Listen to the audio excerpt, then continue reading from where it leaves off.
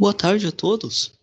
Então, hoje a gente vai trabalhar aqui na disciplina de mecânica dos fluidos, uma questão, né, que é chamada de similaridade dinâmica, né? Então, essa similaridade dinâmica, ela acaba sendo bastante importante quando a gente pensa na parte, principalmente experimental, da mecânica dos fluidos, que na realidade, né, então muitos dos experimentos que são executados aí na mecânica dos fluidos, eles vão envolver procedimentos no que a gente chama ali de escalas, né? Então, é, esse capítulo aqui relacionado, né, à similaridade, ele vai ser desenvolvido principalmente voltado para essa questão aí de escalas, né? E números adimensionais existentes aí na mecânica de fluidos, né? E disciplinas aqui correlatas, né? Como a disciplina ali de transferência de calor, né? Bom, então, quando a gente pensa, né, a questão aqui de similaridade dinâmica, né, a gente tem que pensar da seguinte forma, né? Então, vamos considerar aí escoamentos, né, com, a princípio, diferentes valores aí, né, de comprimentos de escala, com diferentes valores para velocidade, né, e até mesmo, né, com fluidos aí que apresentem propriedades diferentes, né. Então, uh, esses dois escoamentos, a princípio, podem, né, ter características uh, é, absolutas, né, completamente diferentes, então serem aí aparentemente, né, diferentes, mas, né, num contexto mais amplo, apresentar o que a gente chama aí de similaridade dinâmica, né? Então, essa similaridade, né, dinâmica, ela acaba sendo a base aí da parte experimental da mecânica dos fluidos, né? Então, na parte experimental, é comum, né, que a gente, então, utilize os dados, né, brutos, faça, né, uma série ali de cálculos a partir desses dados e apresente, né, os resultados de uma forma ali, né, envolvendo parâmetros adimensionais. Então, o, a forma, né, mais corriqueira que a gente obtém, né, esses dados na mecânica dos fluidos, né, experimental, é envolvendo parâmetros aí adimensionais, né? Então, o conceito, né, aí de similaridade, ele acaba sendo indispensável quando a gente pensa no projeto de modelos, né, para predição aí, né, de propriedades em objetos de grande escala. Então, por exemplo, né, aeronaves, submarinos, barragens, até mesmo, né, na questão aí de automóveis, né? Então, muitas vezes, né, existem, né, aí é, protótipos, né, experimentais. Então, em geral, são protótipos criados aí em escala reduzida, né, para que a gente possa, então, avaliar os parâmetros de escoamento, né, sobre aí a geometria, né, associada, por exemplo, a uma aeronave, um submarino, ou mesmo, né, uma barragem construída em escala, né, reduzida para que possa ser verificado como, né, essa barragem vai se comportar. Bom, esse entendimento de similaridade dinâmica, ele é muito importante na mecânica dos fluidos experimental, mas também acaba sendo, né, bastante recorrente na mecânica dos fluidos teórica, né? Então, em especial quando a gente pensa aqui, né, nas simplificações aí dadas no escoamento, né? Então, quando a gente pensa em simplificações, né, o que que acontece? Existem muitas situações que acabam sendo, né, chamadas aí de situações limite, né, em que certas variáveis acabam sendo desconsideradas, né, e isso, na realidade, né, além, né, disso, alguns modelos levam em relação, né, levam em consideração constantes que acabam sendo, né, calibradas aí experimentalmente.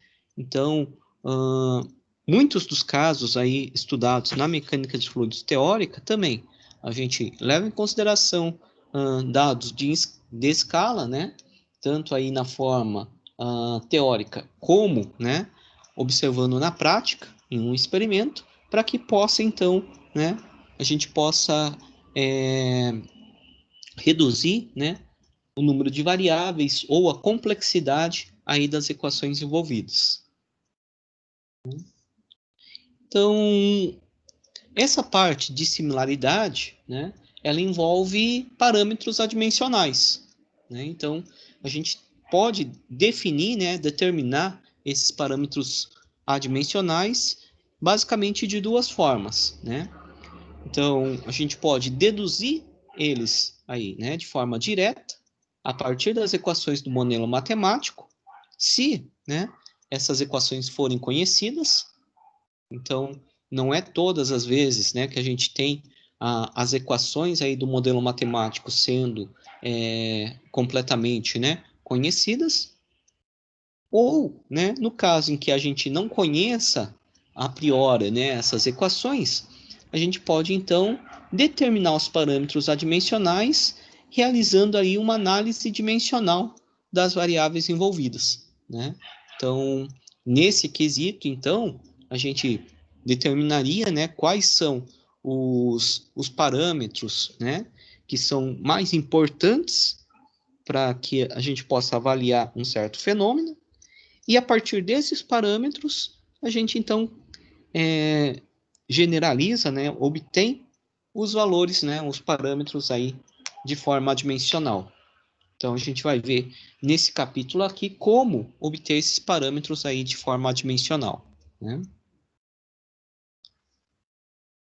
Bom, então parâmetros adimensionais, né, aí para equações diferenciais. Então vamos considerar a seguinte situação, né? Eu tenho um escoamento em que existam aí, né, duas grandezas importantes. Uma, né, a viscosidade e a outra a gravidade, né? Então, um exemplo, né, de situação em que esses dois parâmetros, né, essas duas grandezas são importantes, seria aí o movimento de um barco, né? Então, esse movimento do barco, né, ele está sujeito a uma força de arrasto, né? A força de arrasto ela vai ser, né, contrária ao movimento, né? E esse arrasto, né, vai ser causado basicamente por duas, né, situações. Então, eu tenho as ondas, né, que ocorrem sobre essa superfície do barco, né, e o atrito, né, consequente aqui que ocorre, né, também entre o fluido, né, que seria a água e essa superfície, né? Então, eu tenho aí arrasto, né, pela geração de ondas e pelo atrito da superfície. O atrito de superfície, basicamente, vai estar associado à viscosidade do fluido, né? Já a questão aqui, né, da geração de ondas está associada, então, a essa força aí de gravidade, né? Então vamos considerar essa situação, né, aí inicial. Bom, então os demais efeitos, né? Então, por exemplo, tensão superficial da água, né? A compressibilidade dessa água, né, vão ser desprezados. Bom, então nessa situação, né, se a gente trabalhar aí com a forma diferencial das equações de Navier-Stokes, né, eu teria uma equação desse tipo aqui, né? Então, essa equação está levando em consideração a componente W aqui da velocidade, né? A componente W está associada ali à, à direção Z, né? Aí. Bom, essa aqui é uma das equações, né? A gente teria, então, outras duas equações, uma para direção, né, U, outra para direção V, né? Então, componentes aí da velocidade, os três componentes. Bom, então, a princípio, né, a gente pode tomar essa equação aqui, que é a equação 1, e adimensionalizar, né? Eu conheço, então, a equação, eu vou trabalhar, então, de forma que eu obtenha uma equação aí, né, de forma adimensional. Bom, o que eu vou ter que fazer, então, para adimensionalizar essa equação? Eu vou ter que definir, né, uma escala de comprimento característica, né? Por exemplo, né, L aqui, né, estaria, vamos supor aqui, né, representada pelo comprimento aqui, né, desse barco. Eu vou precisar de uma escala de velocidade também característica. Por exemplo, eu vou considerar, né, a velocidade do fluido, né, da água, para um escoamento aí não perturbado ainda pela presença, né, do barco. Então, eu teria a velocidade aqui do fluido, né, uma velocidade u. Quando ele chega próximo ao barco, né, essa velocidade acaba sendo perturbada pela presença, né, desse corpo. Então, essa né, escolha de escalas, né, acabou sendo feita devido ao quê? A aparência em relação às condições de contorno, né? Porque U vai ser a condição de contorno da variável, né? Uzinho, e L, né, ocorre aqui em relação à função da forma aqui do casco do barco, né? Então, elas são escalas bastante simples, né, que são fáceis de serem determinadas também. Então, o que a gente precisa, né, aqui para que eu tenha a similaridade dinâmica entre dois escoamentos? Então, vamos supor, né, entre esse barco aqui, né, original, e um barco em uma escala, né? Por exemplo, uma escala reduzida. O que eu preciso ter, né, para que o escoamento sobre esse barco aqui, né, em escala original, ele seja similar dinamicamente a esse barco em escala reduzida, né? Então, um ponto aqui, né, é que haja uma similaridade geométrica dos contornos, né? Então, essa similaridade geométrica, né, ela prevê o seguinte, né, que os comprimentos característicos sejam proporcionais, né? Então, os comprimentos aqui, né, desse barco, né, eles devem ser proporcionais ao comprimento original, né? Então, se eu tenho um comprimento L, né, desse barco, e ele está com uma região submersa, né, de altura D, então, esse comprimento aqui, L1, né, e essa profundidade aqui, né, D1, eles devem ser fornecer, né, a mesma razão se eu levar em consideração, né, as dimensões aí originais. Então, eu tenho que sempre tomar esse cuidado aí, né, de verificar se a geometria, né, aí ela é compatível. Um outro ponto, né, que a gente precisa avaliar é o seguinte, que os escoamentos também devem ser cinematicamente semelhantes, né? O que isso significa, né? Então, na realidade, isso significa que as linhas de corrente, né, dos dois escoamentos devem ser geometricamente semelhantes. Então, eu devo observar ali, a princípio, né, as linhas de corrente, elas devem ter um formato, né, similar, né? Então, se as escalas de comprimento e as escalas de velocidade, né, forem proporcionais, então eu tenho uma classe de escoamentos dinamicamente similar também, né? Bom, então vamos introduzir aqui, né, alguns valores adimensionais. Esses valores adimensionais vão estar, né, identificados, né, por essa linha, né? Então, um x' aqui, né, ele é o quê? um comprimento x dividido pelo esse comprimento característico, né, que eu vou levar em consideração. Então, comprimento L. Um outro y, né, o y', para mim vai ser, então, comprimento y dividido por L. Né? Mesma coisa para z. O tempo, né, tempo adimensional. Então, eu vou considerar, né, a adimensionalização do tempo da seguinte forma. Então, eu tenho o tempo real multiplicado por uma velocidade, né? Então, tempo, escala, por exemplo, é segundo, multiplicado por uma velocidade da metro por segundo. Então, multiplicando esses dois, né, dá uma unidade de comprimento. E divido por L. Então, ele fica adimensionalizado também, né? As velocidades todas, né, divididas aqui por U, e uma pressão também aqui, né, adimensionalizada. Bom, então o que a gente vai ter aqui, né? As condições de contorno em termos dessas variáveis adimensionais, né, elas vão ser independentes tanto de L quanto de U. Então, esse é um ponto bastante, né, importante quando a gente pensa na adimensionalização, né?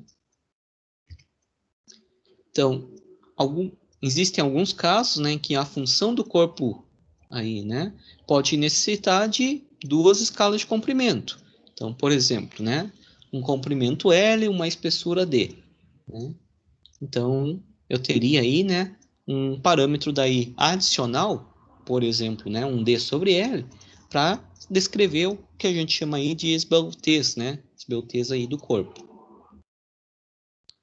Bom, a forma, né, de representar a pressão.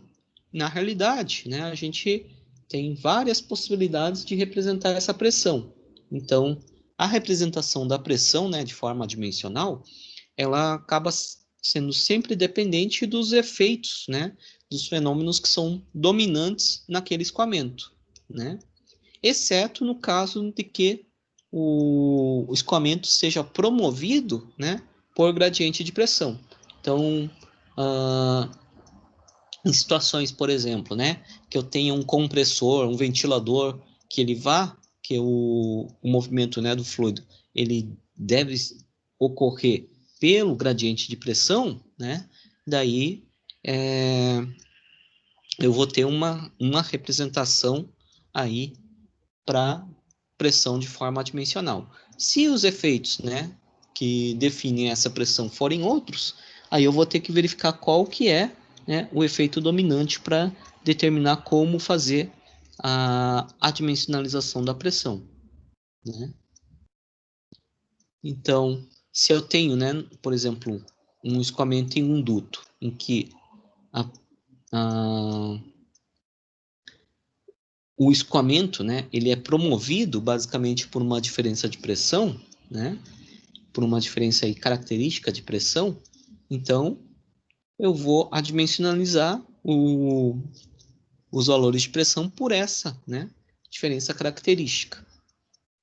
Já quando, né, o escoamento ele não é promovido basicamente por esse gradiente, né, de pressão, esse gradiente acaba sendo uma consequência do escoamento em si, né, então a pressão acaba sendo considerada uma variável aí passiva, né, e ele vai ser normalizado para equilibrar o efeito dominante, né. Então, muitas vezes, o que acontece, né? No escoamento, a pressão, de uma forma, né, geral, ela não é tão importante quanto o gradiente de pressão, né? Então, em muitos dos escoamentos, né, a gente teria o mesmo resultado se eu empregasse o mesmo gradiente de pressão e não a pressão absoluta em si. Então, uma prática comum, né, para dimensionalizar a pressão é fazer essa diferença, calcular essa diferença. P menos P infinito. Então, a pressão local menos a pressão do escoamento, né, não perturbado. Então, eu tenho essa diferença e eu vou, então, né, dividir essa diferença por algum termo, né? Então, por exemplo, dependendo da situação, né? As tensões viscosas são mais importantes, então eu tenho, né, esse termo aqui para fazer a dimensionalização de pressão, μu, né, dividido por L. Dependendo da situação, né, pode ser que a pressão hidrostática seja mais importante, né, a pressão hidrostática aqui é ρgl, ou, dependendo da situação, a pressão dinâmica é a mais importante. Então, eu vou dividir por ρ, u ao quadrado. Então, cada situação, né, eu posso ter aí uma dessas, né, desses casos, né, um desses fenômenos sendo mais importante. E, consequentemente, eu vou ter, então, uma pressão, né, adimensionalizada de uma forma um pouco diferente. Se eu fizer isso, né, então, utilizar as substituições da equação 2, né, os valores adimensionalizados na equação 1, e fizer, né, os cálculos associados, eu vou obter essa expressão aqui, que é a expressão 3. Então, a gente nota o seguinte, que né, a gente vai ter, basicamente, parâmetros aqui adimensionais, né? Então, aqui para velocidade, né, posição, e aqui vão surgir alguns grupos, né? Aqui, né? Então, esse GL sobre U ao quadrado e esse Ni sobre U vezes L. Né? Então, esses grupos ali que aparecem, né, da dimensionalização da equação diferencial, né, vão ser, então, grupos adimensionais. Né? Então, se eu tiver, né, dois escoamentos em que esses grupos adimensionais, né, sejam idênticos, o que vai acontecer? Os escoamentos, então, eles vão ser, né, também idênticos, né, de forma adimensional. Então, qualquer escoamento que tenha, né, esses grupos adimensionais idênticos, né, eles vão ter as mesmas soluções adimensionais. Isso que acaba sendo bastante interessante, né, da prática de adimensionalização, né? Eu vou ter, ao invés de uma única solução, uma família de soluções, né, que serve para o escoamento. Então, esse é o ponto mais, né, interessante que a gente tem aí de recorrer, né, à forma adimensional das equações. Ao invés de ter uma solução única, eu tenho uma solução que é válida para vários casos. Então, esses parâmetros adimensionais, né, que aparecem ali, dessa forma, né, adimensionalizada das equações, que era UL sobre Ni, né, que aparecem ali, né, ou, né, Ni sobre UL, né, que é o inverso, e esse GL sobre O ao quadrado, né, eles vão ganhar nomes aqui especiais, né, que são os seguintes. Um deles recebe o nome, né, de número de Reynolds e o outro recebe o nome de número de Froude. Né? Então, esses dois são parâmetros adimensionais, né, de tal maneira que, se eu tiver, né, dois escoamentos quaisquer ali, né, envolvendo o barco ali, né, e um barco à escala, que tenham esses dois parâmetros iguais, né, Reynolds e Froude, então os escoamentos vão ser, né, similares dinamicamente, né?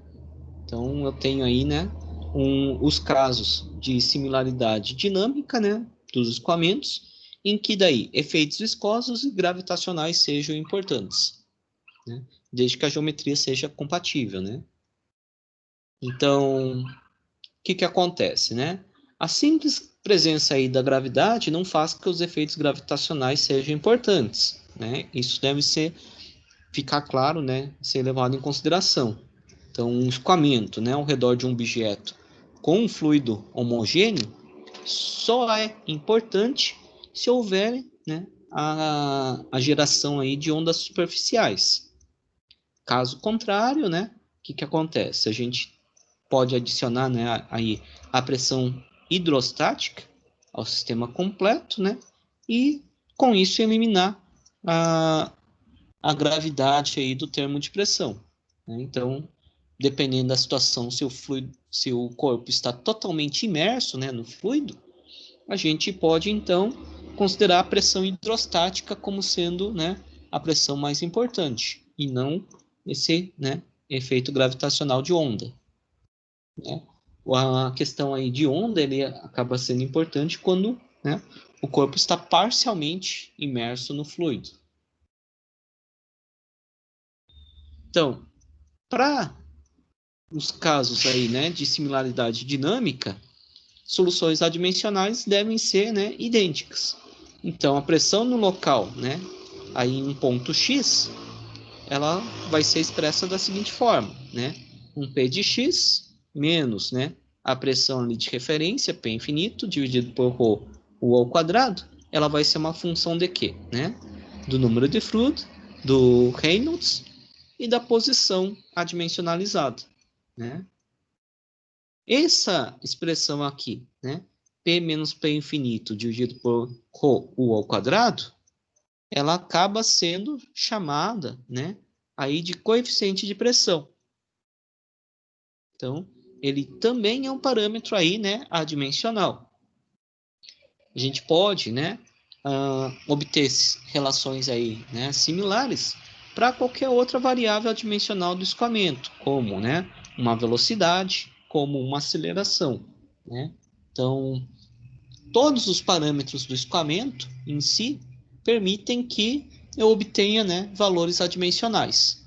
Então, eu só tenho que verificar como fazer essa adimensionalização em si, né, a partir da equação aí diferencial. Então, para escoamentos, né, dinamicamente similares, a gente vai ter a seguinte situação, né? Então, as variáveis locais adimensionais de escoamento devem ser idênticas também, né? Então, em pontos aí, né, adimensionalizados, né, idênticos, eu tenho as mesmas propriedades aí do escoamento.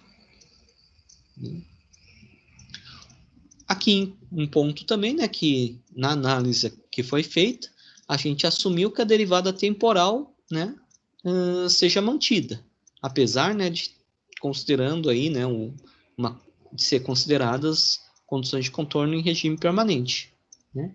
Por quê? Porque na realidade, né, essas ondas aqui, elas podem ser ondas instáveis, né? Mesmo considerando condições de contorno estacionárias, né? A formação dessas ondas, né, elas podem variar aí um pouco com o tempo, o formato das ondas, né? Então, a princípio foi mantida aquele termo, né, temporal, mesmo, né, mantendo condições de contorno a princípio constantes, né? Agora, se condições de contorno, né, forem transientes, né, então o que vai acontecer? Por exemplo, eu tenho um objeto com escala de comprimento, né, oscilando com uma certa frequência, né? Então eu vou precisar também trabalhar com uma escala de tempo diferente, né? Então, por exemplo, nesse caso que eu tenho um corpo, né, com uma certa oscilação, eu vou considerar, né, essa frequência de oscilação para a escala de tempo, né? Então, frequência aqui ômega, né? Então eu tenho escala de tempo de 1 sobre ômega. Então, nesse caso, né, de considerar a escala de tempo, né, aí, então, como uma escala aqui de oscilação, né, eu posso, então, levar em consideração essa escala de tempo e essa escala, né, de comprimento, gerando, então, a velocidade, e com isso, né, Reynolds ele vai ser expresso de uma forma um pouco diferente, né, e fluido também, né, em forma um pouco diferente, que vai levar em consideração essa escala aqui de frequência, né? Então, de qualquer forma, né, o que acontece? esses grupos adimensionais, né, eles devem ser iguais para que o escoamento seja considerado, né, dinamicamente similar.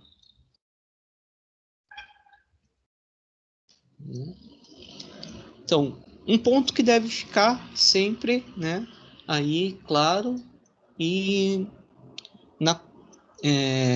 sempre ser recordado aí, né, quando a gente pensa em escoamentos dinamicamente similares, é que todas as quantidades adimensionais, né, do escoamento devem ser iguais, né?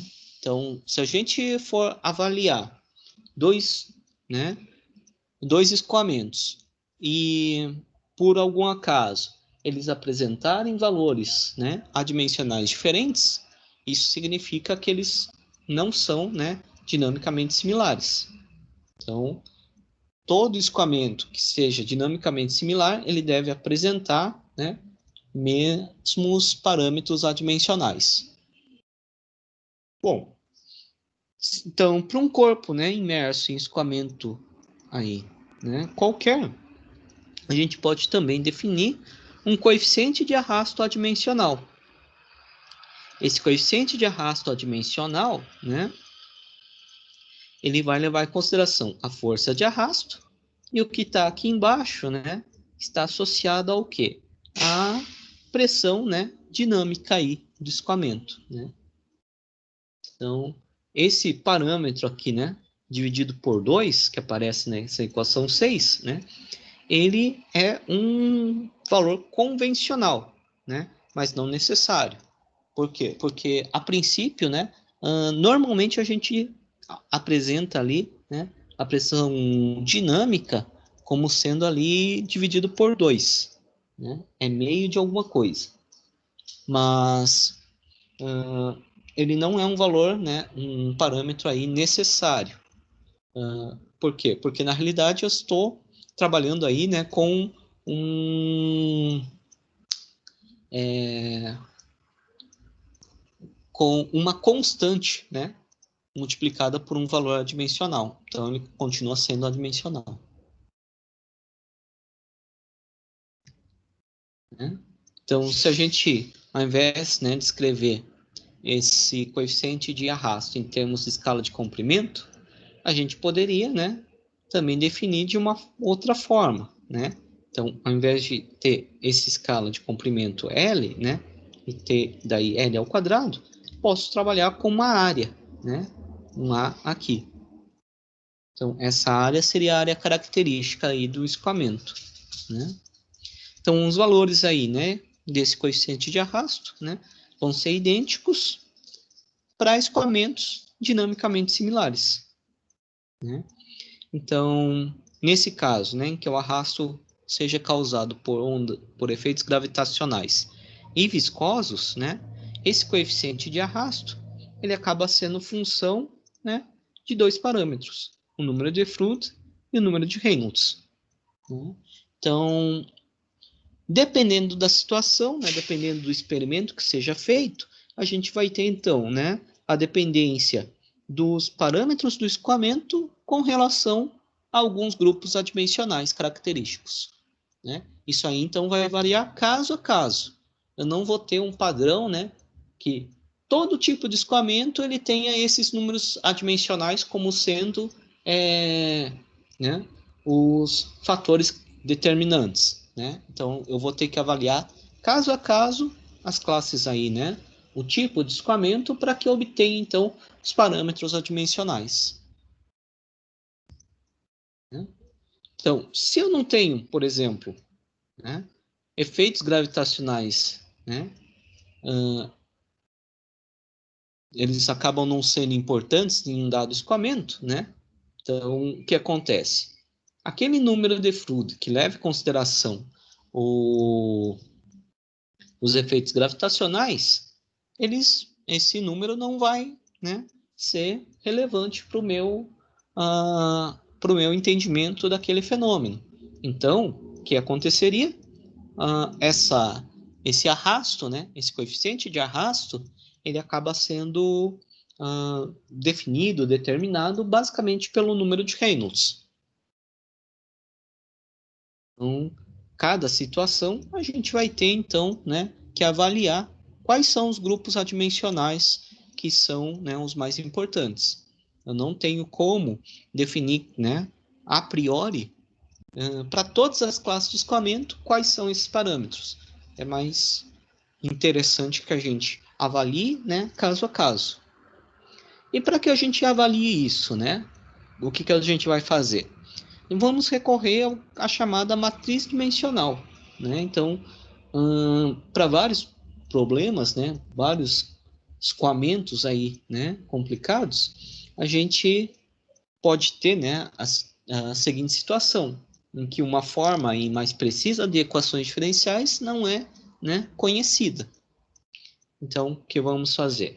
Vamos aplicar a similaridade dinâmica para determinar, né, quais são as variáveis, né, aí que são mais importantes, né? E consequentemente, quais são os grupos adimensionais, né? Aí. Então, a gente vai analisar, né, dimensionalmente quais são aí, né, os parâmetros importantes e verificar quais são os grupos adimensionais que devem ser considerados para o escoamento. Então, o princípio fundamental dessa análise dimensional, né, vai ser o que a gente chama aí de homogeneidade dimensional, né? Por quê? Porque todos os termos de uma dada equação, né, eles devem possuir a mesma dimensão final. Então, se eu observar, por exemplo, a equação de Navier-Stokes, né, e utilizar ali, né, uma análise dimensional de cada um dos parâmetros, eu vou ver que cada um dos termos ali da equação, né, ele vai apresentar a mesma unidade final, né? Isso que acaba sendo importante quando a gente obtém uma equação, né, aí que modela um dado fenômeno, um dado escoamento, né? Cada um dos termos ele tem que ter exatamente a mesma unidade dos demais.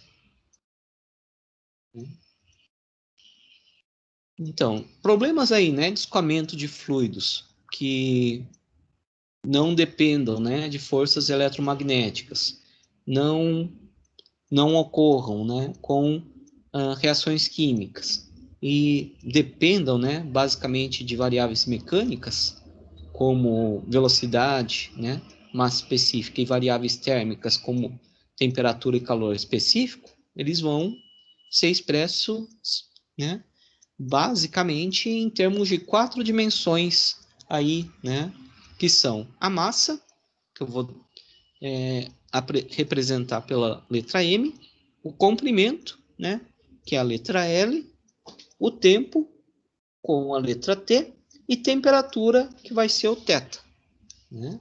Então, essas são as 4 variáveis, né, que acabam sendo mais importantes quando a gente pensa aí nos escoamentos, né, na mecânica dos fluidos. Claro que, se ocorrerem, né, forças eletromagnéticas sendo importantes aí para promover o escoamento.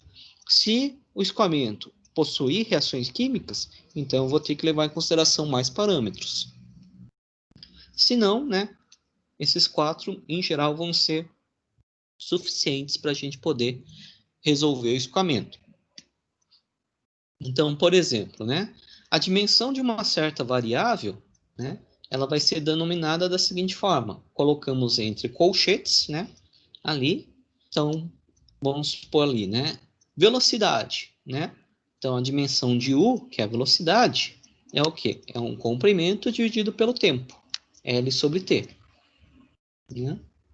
Pressão. Bom, pressão é uma força dividido por uma área, né? Força é massa vezes aceleração. Então, massa L, T a menos 2, dividido pela área, que é L ao quadrado.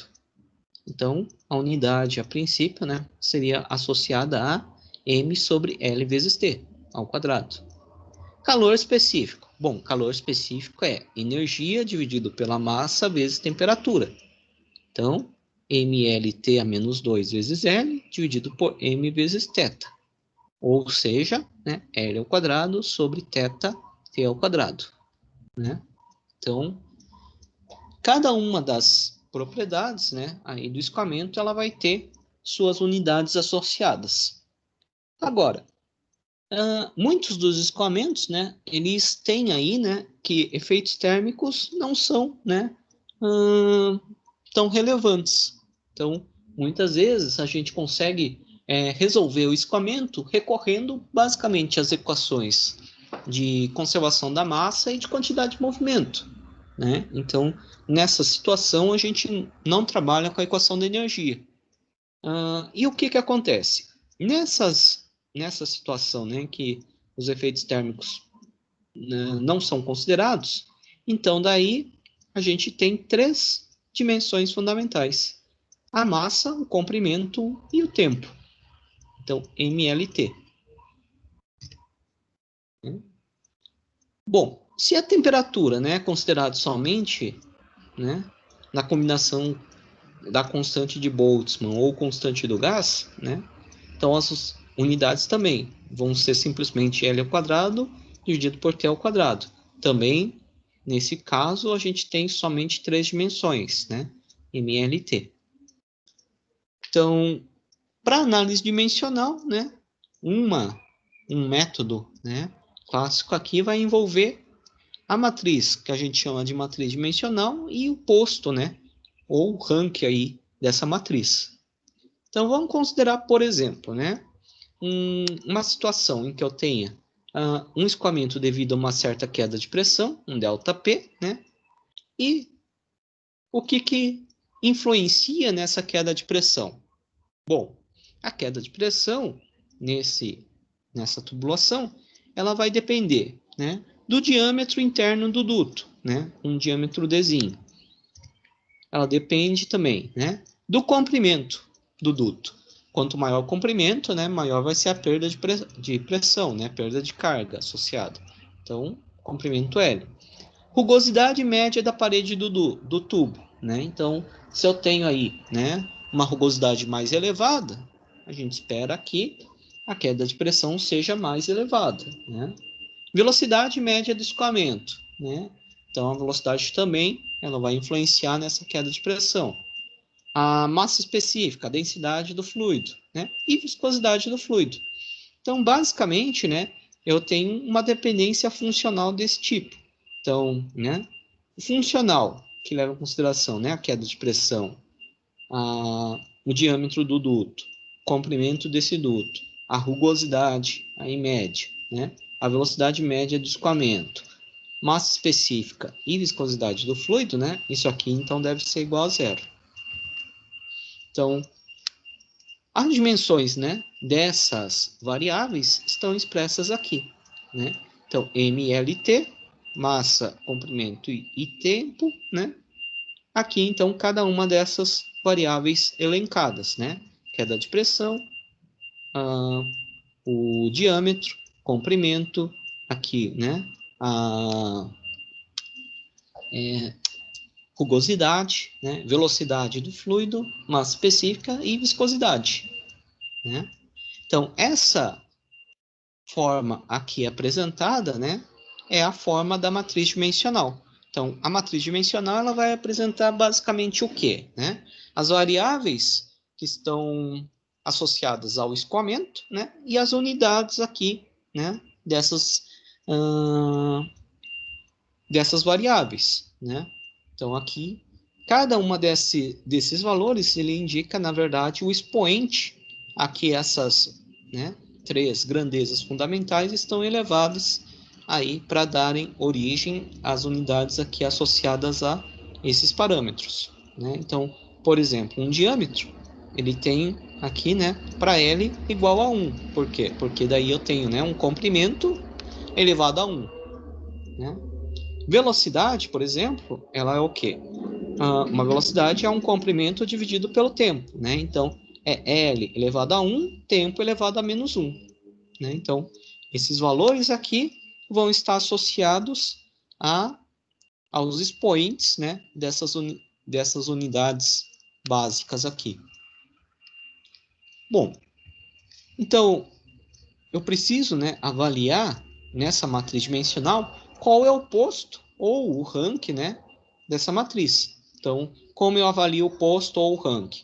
E o posto ou o rank é o tamanho da maior submatriz quadrada que possua determinante não nulo, né? Então, essa é a definição do posto ou do rank, né? Então, por exemplo, se eu pegar as 3 primeiras colunas, né?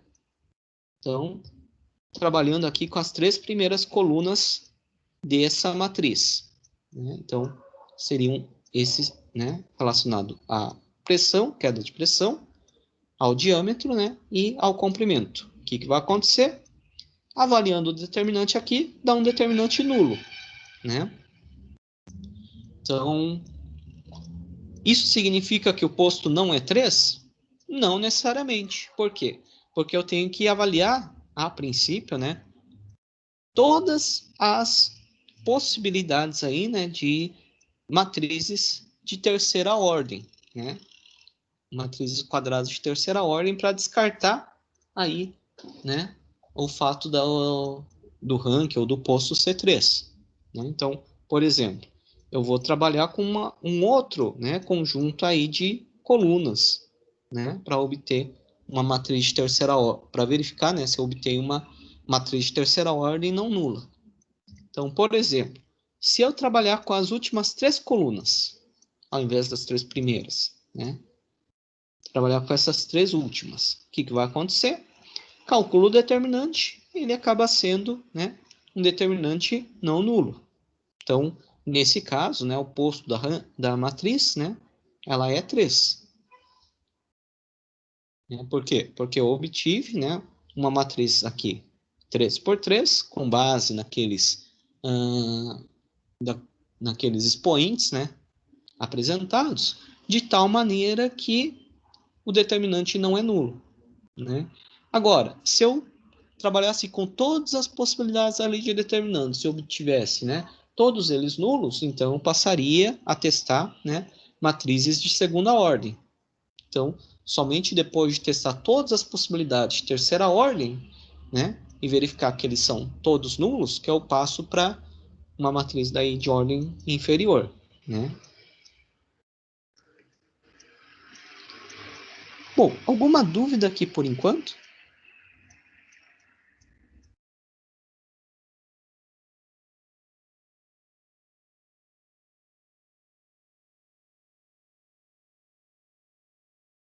Bom, a parte... Oi?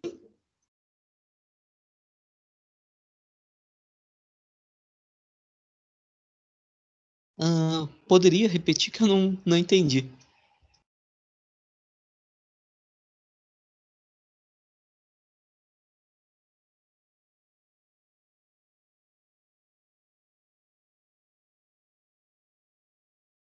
Bom, a parte aqui então, né, na realidade, né, dessa análise dimensional, ela,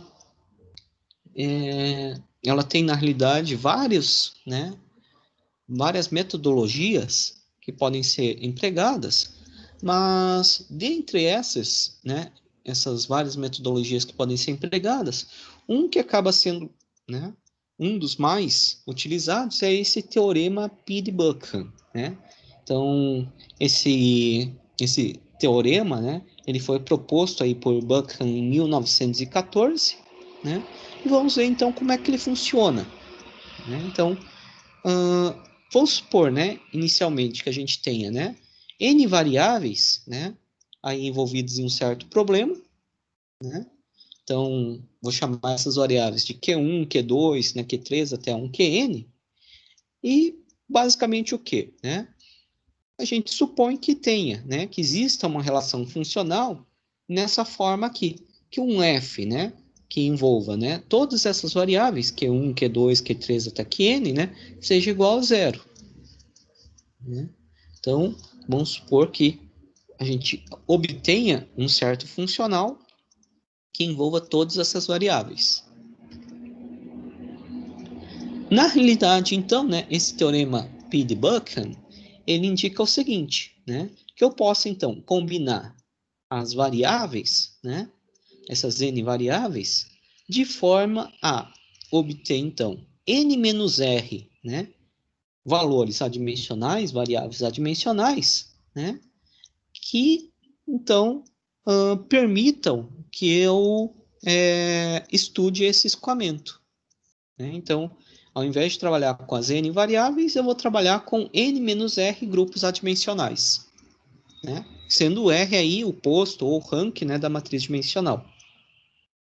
Aí, cada grupo, né, aí adimensional, ele vai ser chamado aí de π, né, ou produto adimensional. Então, a gente pode reescrever, né, aquele funcional, ao invés de ser, né, um funcional de Q1, Q2, Q3 até QR, né, ele vai ser um funcional φ de P1, P2 até πn-r. Né? Então, esses parâmetros, né, adimensionais, eles nunca são, né, valores únicos. Né? Só que o que acontece? Um conjunto, né, aí de n menos r deles, né, vão ser independentes e vão formar, né, o conjunto aí de forma completa. Para que a gente possa, então, entender um pouco melhor, né, como isso funciona, vamos considerar a seguinte situação, né, que eu tenho, então, aquele escoamento na tubulação, né, expresso aí como sendo um funcional, né, a perda de carga, o ΔP, né, ele vai depender do quê? Do diâmetro do duto, né, o comprimento, a rugosidade, a velocidade média, a massa específica e a viscosidade aí do fluido, né? Então, a gente viu que esse problema, ele tem aí, né, um posto, né, um rank igual a 3. Né? Bom, nesse caso, se a gente contar ali, né, a gente tem 7 variáveis aí no problema, né? Como a gente tem, né, um rank igual a 3, vai me sobrar, né, uma quantidade aí de parâmetros adimensionais igual a 7 menos 3, né, que é 4. Então, para que eu descreva esse problema, eu preciso, né, de 4 grupos adimensionais. Como eu vou escolher, então, esses 4 grupos adimensionais, né? Eu vou selecionar 3 variáveis, que vão ser variáveis repetitivas, né, que vão ser repetidas para todos os parâmetros adimensionais, né? A única observação para a escolha dessas variáveis, né, repetitivas, é que elas devem conter todas as dimensões, né, aí fundamentais do problema, né? Não necessariamente cada uma dessas variáveis escolhidas, elas têm que ter as 3 dimensões aí, né, nesse caso, mas em conjunto elas devem garantir que contenham todos os termos, né, todas as dimensões fundamentais, a massa, o comprimento e o tempo, né? Então, muitas vezes, né, aí no escoamento de fluidos, o que acaba sendo escolhido, né? Então, normalmente a gente escolhe uma velocidade característica, um comprimento característico e uma propriedade do fluido, né? Então, acabam sendo as variáveis, né, mais empregadas. Então, por exemplo, né, para um escoamento em um duto, vamos escolher lá velocidade, né, velocidade média, o comprimento, né, um comprimento que caracteriza mais, né, um duto, ali uma tubulação seria o diâmetro, né, e, por exemplo, vamos considerar a massa específica como sendo, né, a propriedade desse fluido, de forma, né, repetida. Então, esse produto adimensional, né, cada produto dimensional vai ser obtido do seguinte, né, eu vou utilizar velocidade, diâmetro, massa específica e mais uma das variáveis que ficaram de fora, né, mais uma dessas variáveis restantes. Então, por exemplo, vamos avaliar o primeiro grupo adimensional. Então, velocidade, diâmetro, massa específica e daí a primeira que ficou de fora ali, que era a queda de pressão, ΔP. Então, o que eu vou fazer? Eu vou escolher 3 dessas variáveis, colocar ali, né, expoentes, por exemplo, A, B e C, né, minúsculos aqui para U, D e Rho, e o ΔP aqui, deixar, né? Então, o que eu tenho aqui, né? Como o grupo é adimensional, né? Então, ele vai ter o seguinte. M vai ter que ser elevado a zero, L a zero e T a zero. Mas o que eu tenho aqui? Velocidade, U. U é o quê? L, que multiplica T elevado a menos 1. Isso aqui eu estou elevando a A. Diâmetro é L. Né? Isso aqui é elevado a B. Massa específica é M, que é a massa, L a menos 3, comprimento a menos 3. Isso aqui é elevado a C. A gente nota o seguinte, né? Desses 3 variáveis que foram escolhidas, nenhuma contém as 3 dimensões ao mesmo tempo, né? Uma contém comprimento e tempo, a outra contém só comprimento e a terceira massa e comprimento, né? Então, eu posso escolher quaisquer 3, desde que, né, elas contemplem todas as dimensões. Então, aqui tem o comprimento nos 3, né? A massa está contemplada aqui no ρ e o tempo na velocidade, né? Então, o que eu vou fazer aqui, né? Eu pego A, B e C, né? E aqui eu vou pegar essa queda de pressão, ΔP, e deixar aqui, né? Com suas unidades. Bom, fazendo então a avaliação, né? Desses produtos, eu teria então, né? Que o M, ele acaba sendo elevado, né? A C mais 1, por essa expressão. Aqui, né? O L, ele acaba sendo elevado a B, né? A menos 3C e aqui a menos 1. Então, né, eu tenho aqui. E o tempo, né? Ele seria menos A e menos 2. Né? Então, eu teria que avaliar, né, um sistema de 3 equações, 3 incógnitas, né? Aqui para obter os expoentes. Resolvendo o sistema, eu obtenho, então, que o A tem que ser menos 2, o B 0 e o C menos 1, para resolver, então, o sistema. Né? Então, basicamente, eu teria que o primeiro grupo adimensional seria U elevado a menos 2, D elevado a 0, Rho elevado a menos 1, multiplicado aqui por ΔP. Né? Então, ficaria com ΔP sobre Rho U ao quadrado. Né? De forma similar, eu posso obter os demais grupos adimensionais. Né? Elevo, por exemplo, o A, D, AB, Rho, AC, e aqui o L. Né? Dessa expressão aqui, eu obteria L sobre D. Né? Um terceiro grupo aqui, né? Eu obteria E sobre D. Né? E por último, nesse caso, né? Mi sobre Rho, U, D. Né? Então, basicamente, né, a representação adimensional desse problema teria essa forma aqui. ΔP sobre ρ U ao quadrado seria uma função de L sobre D, E sobre D, Mi sobre ρ U D. Né? Então, outros grupos adimensionais também podem ser obtidos pela combinação desses 4 aqui. Né? Então, poderia ter um grupo adimensional, vamos supor ali, né? ΔP, D ao quadrado ρ, dividido por mi ao quadrado. Né? Nesse caso, eu teria o quê? Um grupo adimensional formado pelo grupo π1 dividido por π4 ao quadrado. Né? Então, essa seria uma possibilidade aí também. Né?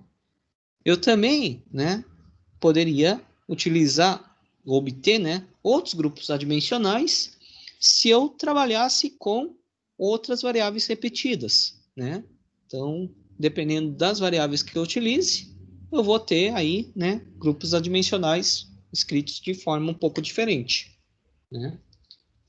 Então, eu tenho que sempre tomar esse devido cuidado ali. Né? Alguma dúvida?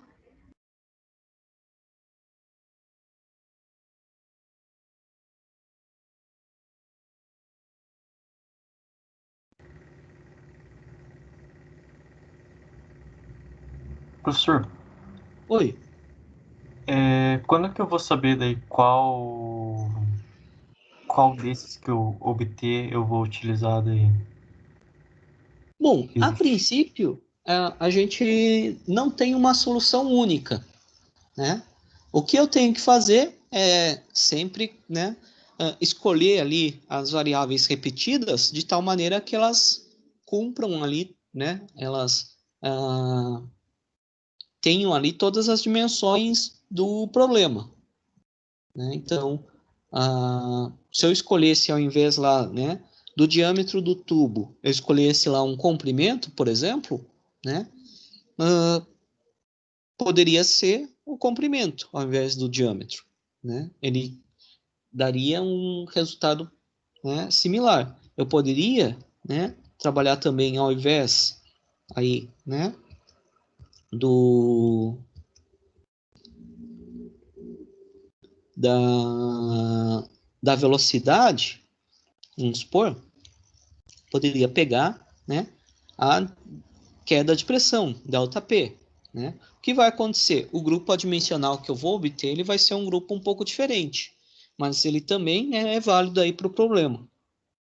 Então, desde que eu utilize, né, variáveis que contemplem, né, todas as dimensões, não tenho problemas aí na escolha, né, de quais são as repetidas e depois quais que não vão ser, né, que vão ser únicas ali para calcular ali os números adimensionais. O que eu não posso, né, é escolher variáveis que eles não vão contemplar todas as dimensões. Então, por exemplo, eu não poderia escolher, né, o diâmetro, o comprimento e a rugosidade, né?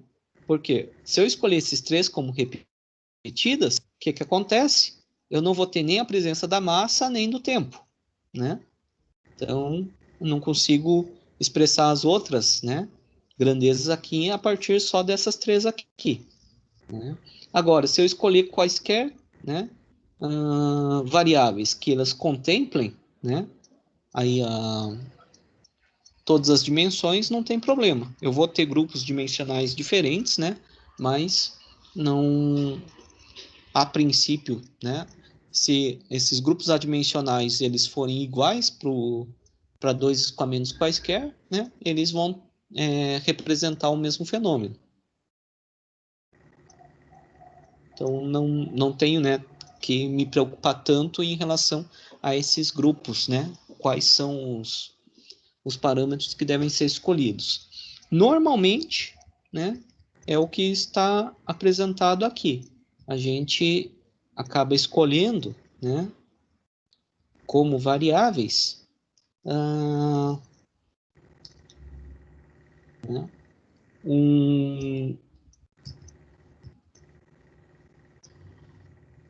variáveis repetidas, né, uma velocidade, né, um comprimento e uma propriedade do fluido, né? Então, normalmente acabam sendo essas três, né,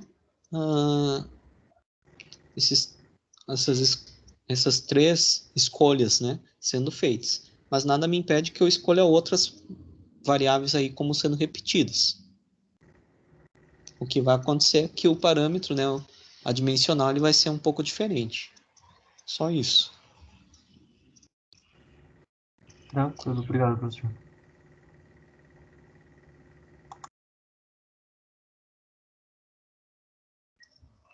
Bom, então, tendo, né, aí escolhido esses parâmetros adimensionais, né, o que a gente vai fazer?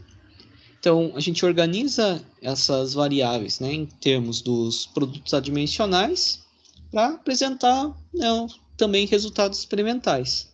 Então, por exemplo, né, para representar aí o arrasto sobre uma esfera, né, vamos considerar o arrasto de uma esfera, a esfera, né, com um diâmetro d, que está, né, num escoamento com uma velocidade u, né, e o fluido, né, ele tem então uma massa específica, uma densidade ρ e uma viscosidade μ. Então a força de arrasto, né, a princípio ela vai depender dessas grandezas aqui, né, do diâmetro da esfera, da velocidade com que está o escoamento, né, a massa específica e a viscosidade do fluido, né? Então, se eu não trabalhar aqui com grupos adimensionais, né, para conduzir um experimento para avaliar, né, esse arrasto, o que eu teria que fazer? Bom, Nesse caso, eu teria que determinar o arrasto, né? Variando o diâmetro da esfera, daí depois, né? Só que variando o diâmetro da esfera e mantendo as outras propriedades constantes. Depois, eu vou variar, né, a velocidade e mantenho as outras propriedades constantes, né? E assim por diante. Então, eu teria que fazer uma série de experimentos, eu vario uma grandeza e mantenho as demais constantes para poder, então, mapear, né, a influência de cada um desses parâmetros, né, sobre ali o arrasto. Bom, só que o que acontece, né? Esse esforço todo, né, acaba não sendo necessário se eu trabalhar com grupos adimensionais, né?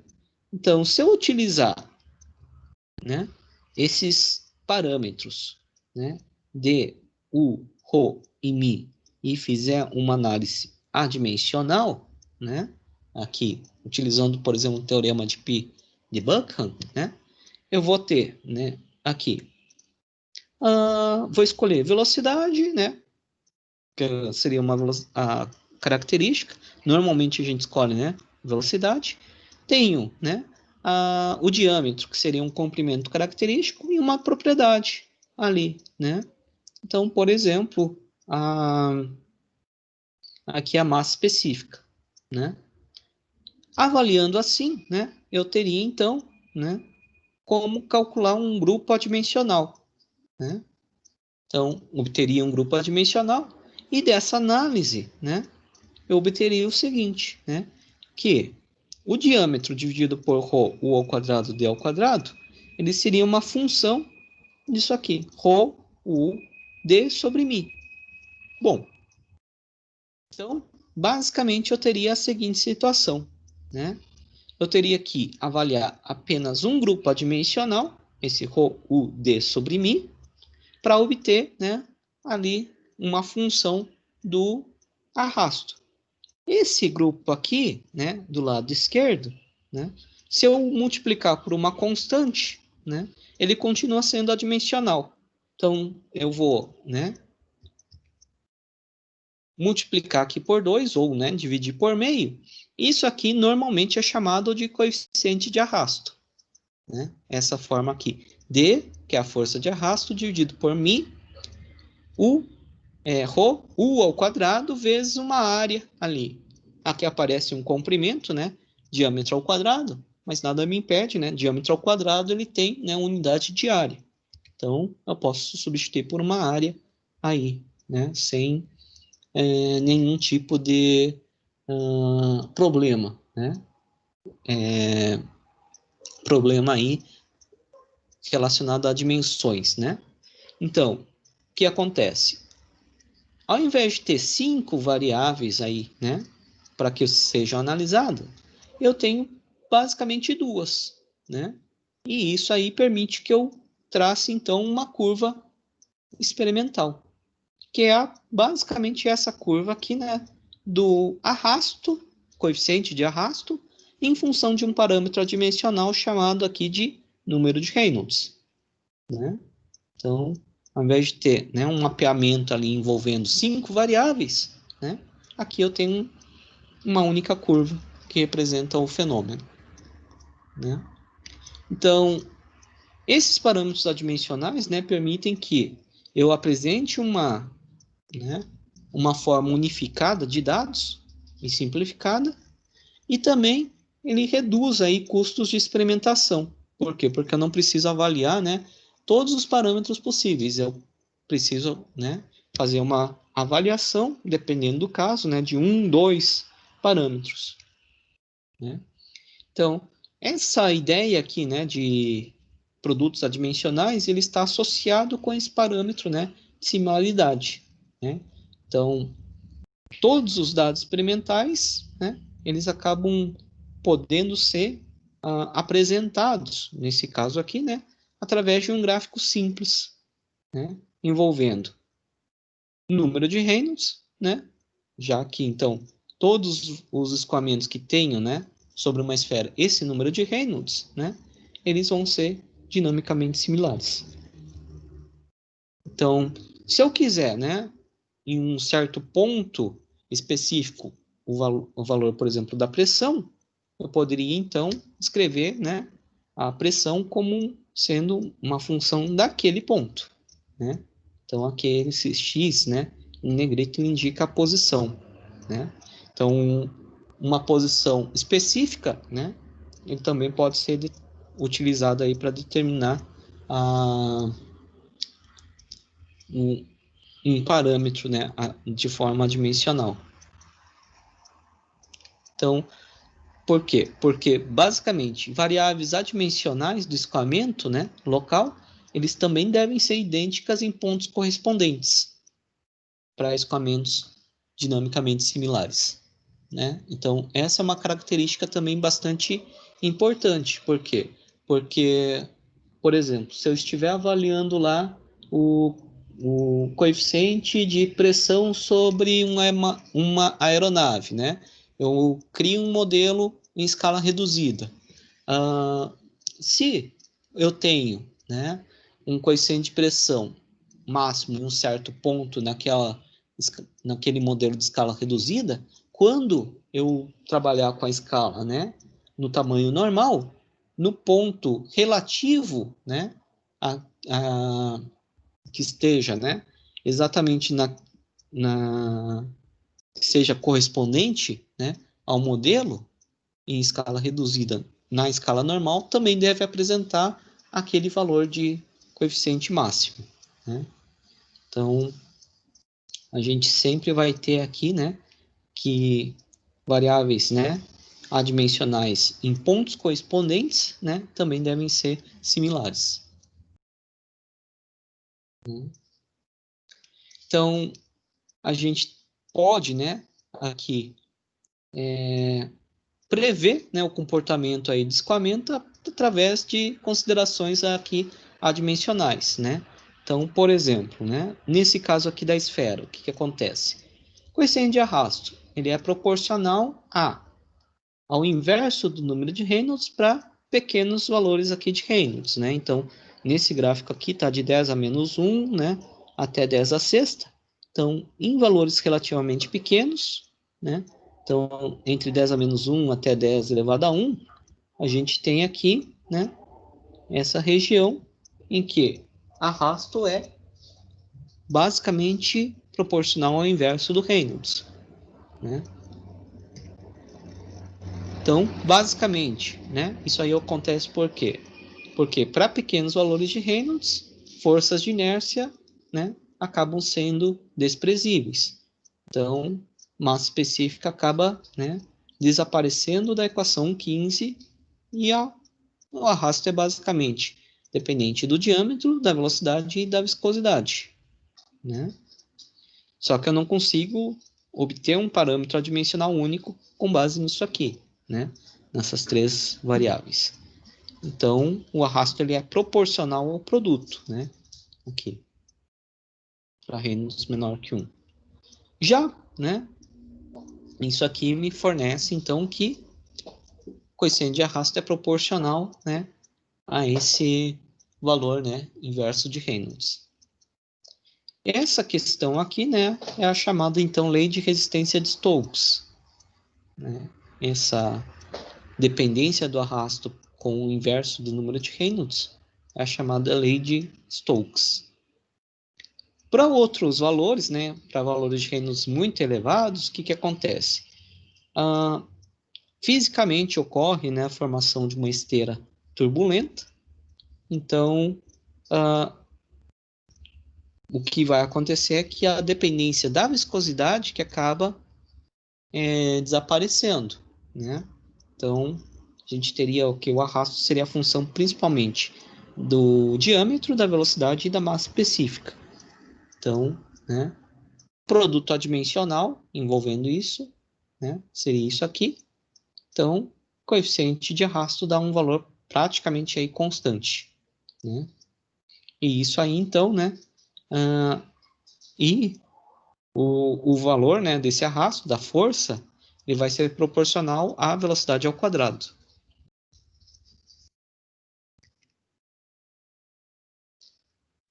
Né?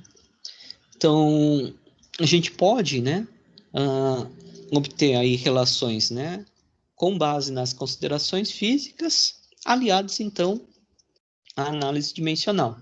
Né? Então, o que, que acontece? A força de arrasto, né? Aí, normalmente, ela é proporcional à viscosidade, velocidade e diâmetro para baixos números de Reynolds, e para altos números de Reynolds ela tem uma proporcionalidade, em geral, associada à massa específica, velocidade ao quadrado e diâmetro ao quadrado. Né? Então, essa similaridade, né, ela acaba sendo a base para testes experimentais. Né? E o custo de experimentação ele acaba sendo reduzido, né, quando a gente pensa aí e trabalha, né, com esses parâmetros de forma adimensional. Né? Bom, em alguns casos, né, o que acontece? A gente trabalha, né, com fluidos diferentes. Então, ao invés de trabalhar, né, por exemplo, com um fluido aí como ar, como hélio, que são, né, de difícil manuseio, a gente substitui com fluido diferente, né? Por exemplo, água. Algumas situações, né, que acontece? A gente pode ter que alguns parâmetros, né, aí que envolvem, né, que são envolvidos no fenômeno, eles não consigam ser completamente reproduzidos. Então, por exemplo, né, naquele escoamento sobre o barco no início da aula, né, a gente tem a influência do quê? Do número de Reynolds e do número de Froude, né? Então, se eu quiser replicar ali exatamente, né, o fenômeno em escala reduzida, o que vai acontecer? A gente tem basicamente que Reynolds é uma função, né, do comprimento, da velocidade e da viscosidade, né? E Froude é velocidade dividido pela aceleração da gravidade multiplicado pelo comprimento elevado a meio. Então, o que aconteceu aqui, né? Para atender, né, os dois critérios, Reynolds e Froude, a gente teria, né, uma velocidade, né, associada a proporcional a 1 sobre, né, o comprimento e uma velocidade, né, proporcional à raiz quadrada do comprimento. Então, eu não consigo, né, reproduzir os dois parâmetros ao mesmo tempo. O que eu vou ter que fazer nesse caso, né? Eu não consigo replicar Reynolds e Froude ao mesmo tempo para fluidos, né, a menos que eu trabalhe com fluidos de diferentes viscosidades, né, sobre o modelo e o protótipo. Então, nesse caso, né, o que acontece? A gente trabalha com um grupo adimensional, né, que seria o mais importante, e depois faz algum tipo de correção, né, para desigualdade do segundo grupo adimensional.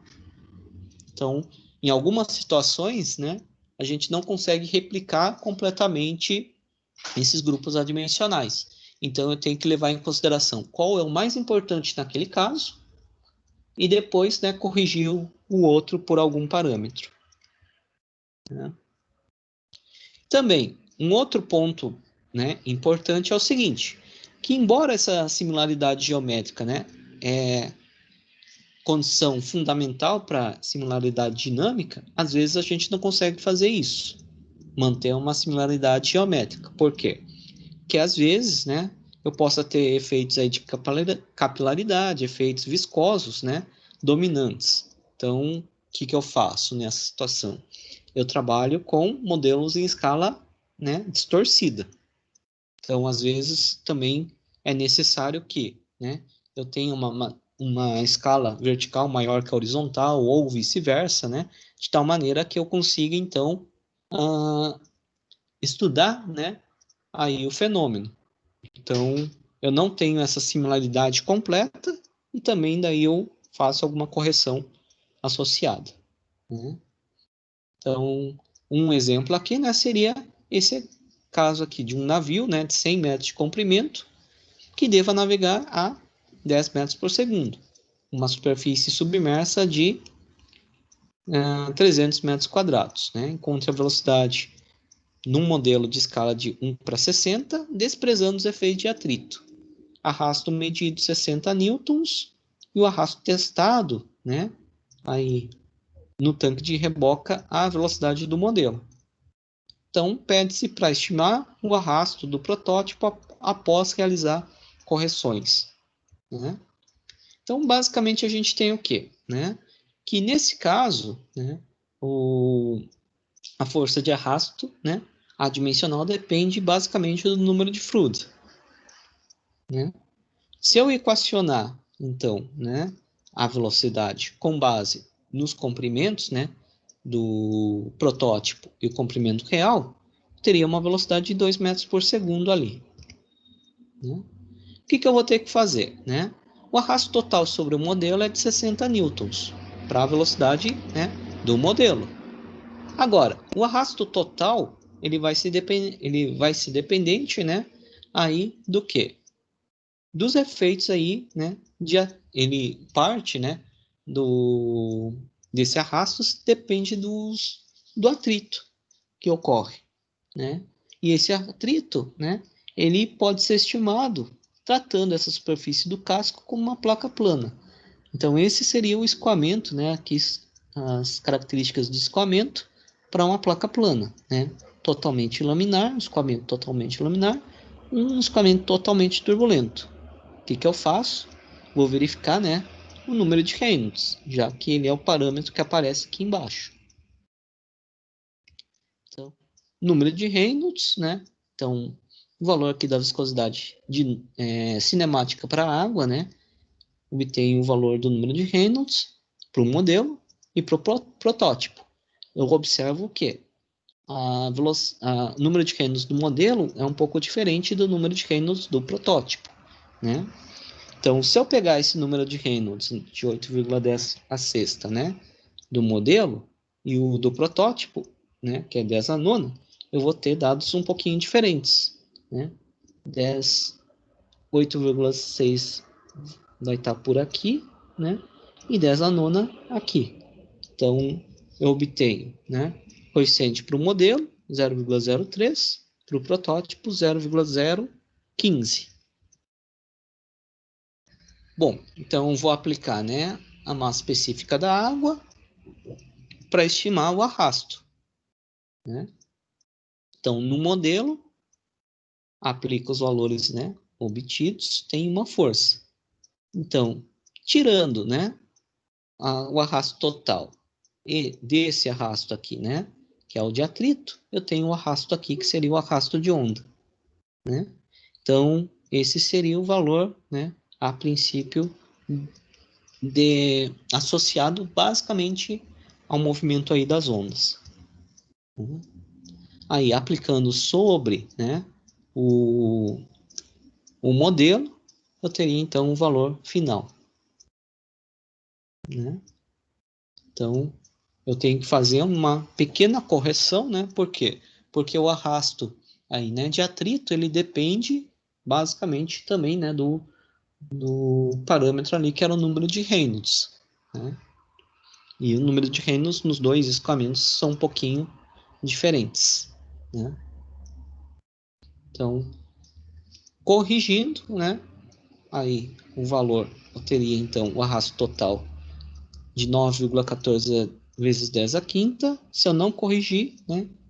Aí eu teria 9,37 vezes 10 a quinta. Né? Então, tem uma pequena variação aí, né? Devido ao fato de eu corrigir ou não, né?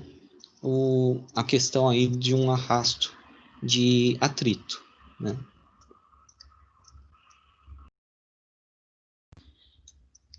E aqui alguns, né, dos parâmetros adimensionais mais comuns na mecânica dos fluidos. Né? Então, um deles, que vai aparecer bastante para a gente a partir de agora, é o chamado número de Reynolds. Né? Número de Reynolds, basicamente, é o quê? É uma razão entre o que a gente chama de forças de inércia e forças viscosas. Então, ele vai ser definido por U vezes um comprimento característico dividido pela viscosidade cinemática. Né? Ou seria, né? Rho, U, um comprimento dividido pela viscosidade dinâmica. Né? Então, a igualdade de Reynolds é requisito para similaridade dinâmica para escoamentos em que tenha, né, forças viscosas importantes. Froude, ele é basicamente forças de inércia sobre forças de gravidade. Né?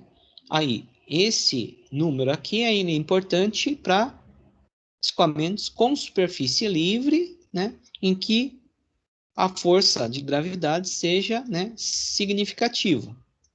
Então, por exemplo, aí, né, movimento de um navio, canais abertos, vertedores de barragens. Fluido interno, né? Então, esse fluido interno é variações de densidades, né?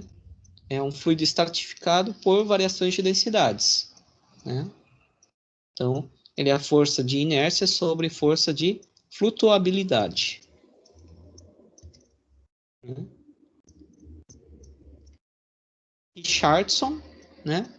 Então, ao invés de definir o fluido interno, né? Muitas vezes a gente emprega esse número agora de Richardson, né? Que é um fluido, né, estratificado também. Número de Mach. Número de Mach, ele é importante quando, né? Quando a gente tem um escoamento de forma compressível, né? Então, é força de inércia sobre força de compressibilidade, né? Por isso que a gente considera que um fluido seja incompressível quando esse número de Mach, né, seja menor que 0,3. Né? Então, esse número de Mach é definido como velocidade do escoamento sobre velocidade do som. Né? Número de Prandtl. Prandtl ele vai aparecer mais na disciplina de transferência de calor. Por quê? Porque ele está associado com a razão entre difusividade de quantidade de movimento, né, de momento, e difusividade térmica. Como a gente, né, na mecânica dos fluidos, não trabalha muito com as equações, né, da energia, e, né, acaba sendo mais uma equação aqui auxiliar para a gente, né, esse parâmetro de número de Prandtl não vai ser tão observado aqui na disciplina, né? Vocês vão ter um contato muito maior quando estiverem trabalhando ali com a transferência de calor, né? Por quê? Porque daí é feita uma analogia, né, de escoamento, né, fluido dinâmico, então da camada que a gente chama camada limite fluido dinâmica com a camada limite térmica, né? Então, esses seriam alguns parâmetros adimensionais, né, bastante empregados na mecânica dos fluidos, né, em fenômenos de transporte. Existem outros parâmetros, né, muitos outros, mas esses acabam sendo alguns, né, dos mais importantes. Alguma dúvida aqui?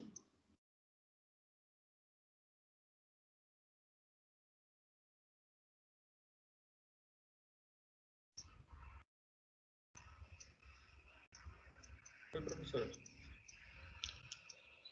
Oi? Oi, tá me escutando? Sim. Esse material, eu cheguei um pouquinho atrasado na aula, talvez, mas Eu... você seguiu o capítulo 7 do livro do Fox? Não, esse aqui está um pouco diferente. Fox daí ele apresenta de uma maneira um pouco diferente. E sobre as equações na forma diferencial, o senhor pode disponibilizar o conteúdo pra gente? Eu vou colocar ali na UFPR virtual também. Uhum. Beleza, então.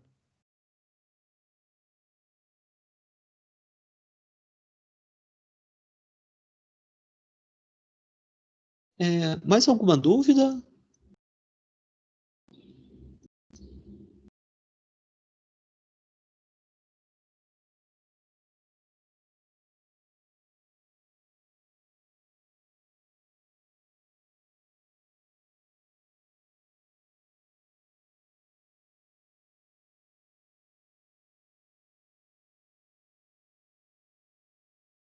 Bom, então desejo a todos uma boa noite, né? Até a próxima aula. Agradeço aí a presença de todos. Boa noite. Boa noite, professor. Beijo, professor. Obrigado.